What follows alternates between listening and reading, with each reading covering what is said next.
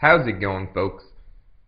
First off, to start off this commentary, this is going to be another kind of feature video on NHL 12, and I'm just going to be throwing out some more information that I have picked up in the past weeks and couple days about what is going to be in NHL 12 and what you guys can expect. This is a Game Battles gameplay. It's a third period, the last 5 minutes, and I thought it is a good example of how to hold the lead. I have a 1-0 lead. The person I'm playing against is actually quite good, and this displays, I believe, quite good defense and how to play defense. Now, the guy after this match, he messaged me and he said, "Why don't you play your own defenseman?" And you will notice a lot of times that I do not play my own defenseman. Right here, I do play my own defenseman. If I have a forward coming down on the back check, I'm going to play the forward instead because, and this is a quick tip that you guys should note, you can angle off your opponent's forward. Just let your computer play defense. I know he's a crappy defenseman, but if you play your forward, you can angle your opponent off so that your opponent will not be able to cut towards the middle of the ice. And he'll kind of get trapped into the corner, or he'll have to pass the puck back to the defenseman. So, jumping over to NHL 12, I am very excited. The game's going to be released, I believe, September 13th in North America, and I'm not sure when it is for Europe, probably a day later on the 14th, something like that.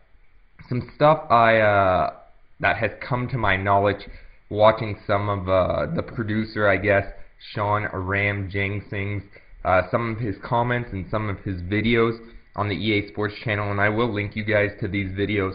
But one of the interesting comments he said is there's going to be, I'm not sure if this is new, but I don't see it apparent very much in NHL 11, a new live puck system as the ice gets, and this is very apparent, I guess, for the Winter Classic, because the ice can be a little choppy with the snow falling and creating, miniature bumps and stuff like that, and the ice conditions maybe not being what they should be.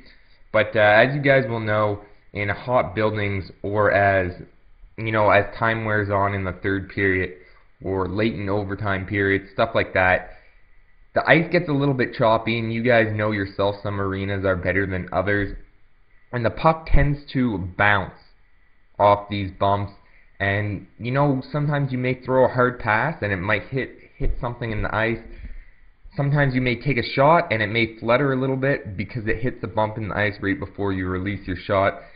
And that is what the producer of NHL 12 is saying is going to happen with the puck for NHL 12. So that's going to be interesting to see exactly how it happens and exactly how they implement that into the game. Another interesting thing I picked up, just a little fact that he mentioned, that broken glass is gonna be, they're gonna try to mimic the NHL. So obviously they have taken the stats, maybe, I don't know, from all the NHL teams and exactly how many broken glass incidents there are in 1 year, 1 season, and they probably implemented that into the game. They probably, times it by 2 or something like that, just to, you don't want to add a feature and let no one see it, but you also don't want to add a feature and overuse it. Another question that was asked to him was, are you guys going to have a mixing lines on the fly? Are you going to be able to change the lines up on the fly? Let's say you're in overtime, and you're in game, and you need to change the lines. You don't have any pauses left, and you need to change those lines on the fly. You need to get Patrick Kane, Jonathan Toews out there at the same time, and you want to put Host on the point. You want to take a defenseman out. No, you will not be able to mix lines on the fly. The demo for NHL 12 is going to be arriving to us in August sometime.